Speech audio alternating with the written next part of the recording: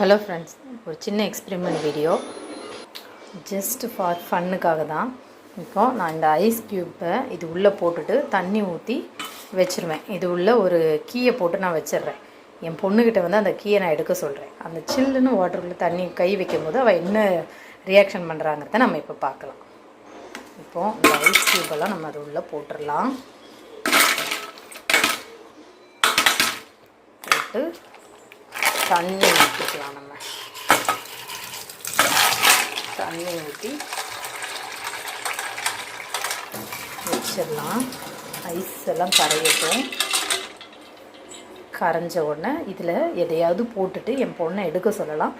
Reaction எப்படி இருக்குங்கிறத நம்ம லைவாக கேப்சர் பண்ணலாம், ஜஸ்ட் ஃபார் ஃபன்.